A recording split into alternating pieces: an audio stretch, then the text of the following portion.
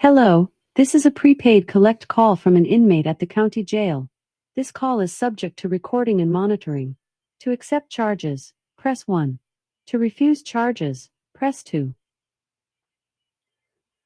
Well, hello there, Lisa. Yep, yep, I'm doing just fantastic. The weather's great, and I'm making some progress. Just got some new videos out, so not going to complain. Oh, yeah, there's a few of us on YouTube and even on other social network platforms. We're really not too thrilled about that. You guys, you're in prison, in jail, locked up for various reasons. And not all of them are the best reasons to be locked up. And so I really find it discouraging that people would be criticizing you like that. Don't commit a crime and you won't be locked up. I mean, how lame is that? That it's almost like when you're a child, and you're saying, "I know you are, but what am I?" It's just a crazy little response to try to feel good or something. There are thousands, even millions of reasons that people can commit a crime. And not everybody's blessed with the luxury of staying out of trouble. There's people who are addicts, there are people who are defending themselves, and there's people that are just in the wrong place at the wrong time. Yeah, I know. And in the state of Washington, most of the inmates are in there because of drug related sentences and charges. And it's just, well, yeah, I know. I hear that too. There's a lot of innocent people. And you do have to look at each person individually. Your case is different from the one that you're rooming with. Okay. I will give you that. There's, but I wouldn't say that being poor is a reason that you would be locked up. Well, yeah, yeah, rich people do get good attorneys, but they don't always win. There's no guarantee, and we do need to keep an eye on that. Right? Yeah, get the word out. Just let people know that you feel that you're in prison because you just couldn't afford a nice lawyer. And well, I will say one thing for sure about that. We do have the appeal process. We do have a really good system in the United States, and it's just, well, yeah, there. I know some of the judges, some of the attorneys, prosecutors, and a lot of it is politics. And politics is something I know very well. But when you when you look at the big picture, it all boils down to, do we really need to send people to prison? Right. Not everybody needs to be locked up. I would hardly consider a drug offense a crime that we need to lock people away and keep them out. Now, if they go beyond that, if they're addicted to drugs and then they're kidnapping people and assaulting people and stealing and You killing have 60 folks, seconds remaining. that's a dumb that well, no, that yeah, that's a good reason to lock them up, but then that's also a red flag that they need some help. So we need to do the very best we can to help those folks. And yeah, in this county, we're trying to find alternative ways. We don't need new jails.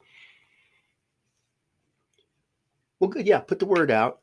Let me talk to some of those folks. Maybe I can meet with the family prosecutors. Let's see what we You can have do. 30 seconds remaining. Yeah, and this thing will hang up on us. But I'm glad you called. I'm glad you brought that to my attention, and I'm glad you're very passionate about it. It is something that we need to look into for sure. and we can never forget. Okay, well, thanks for the call. All right, I'll talk to you later. You take care of yourself. Oh, you're welcome. My pleasure.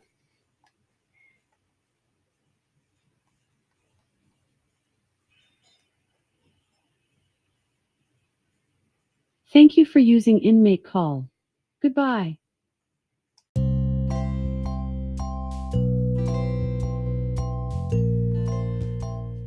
Hello and welcome to AQS Inmate Call. I am your host, Joel Wilborn, and this episode concerns the negativity that a lot of incarcerated people get.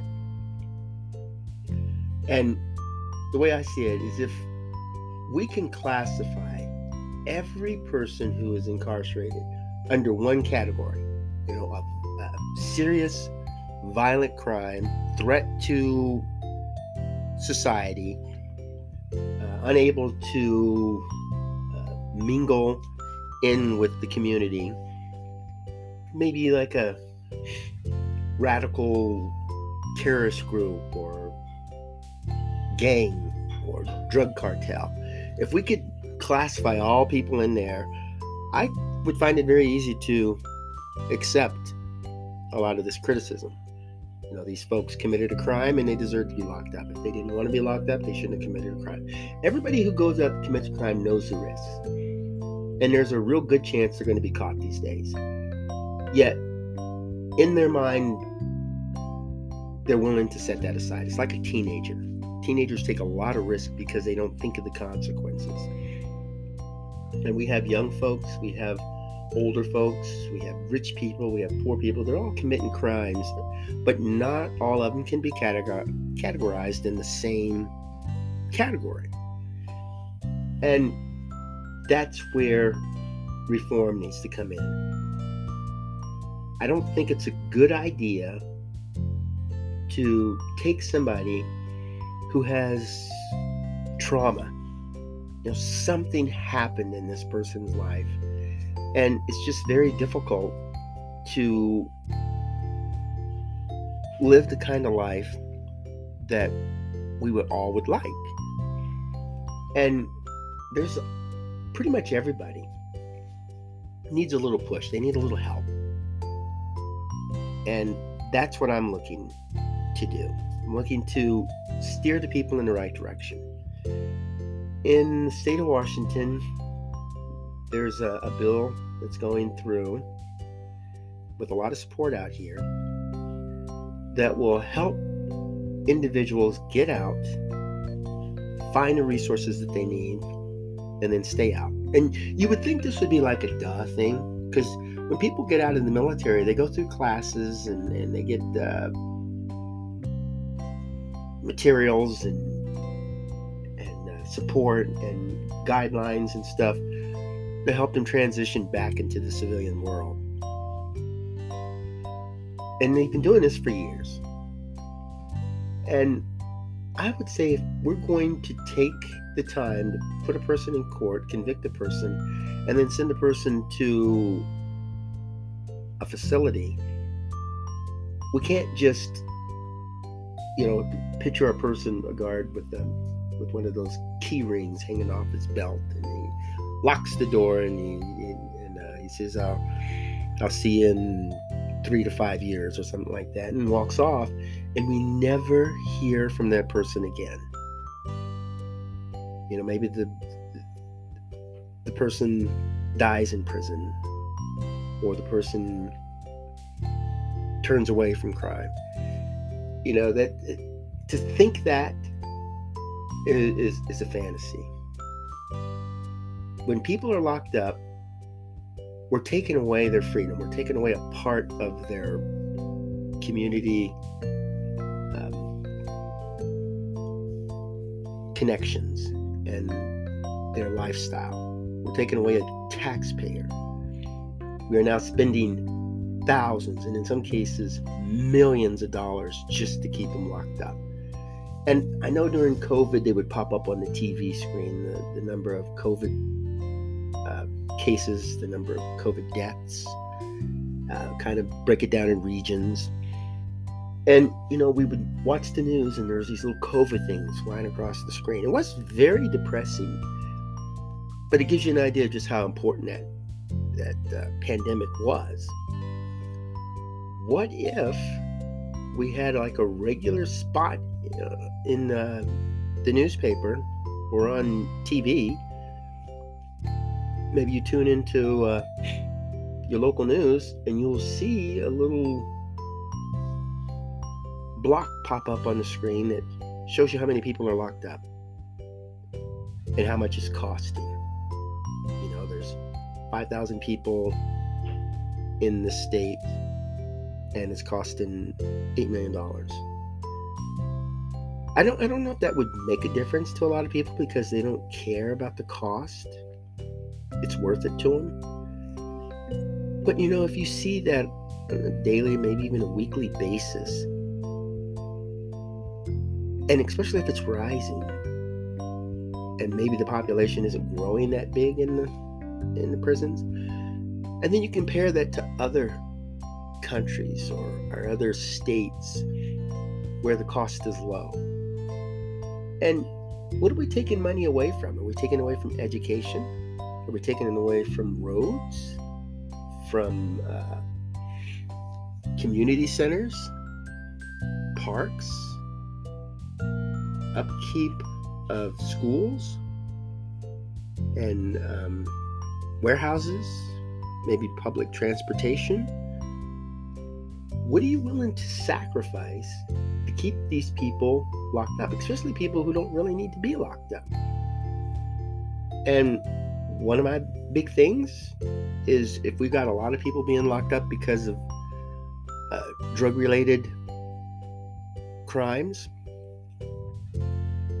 then maybe rather than wait for a slap in the face, we should just look at that and say, I think we have a problem with drugs in this state. Let's see if we can get a hold of that.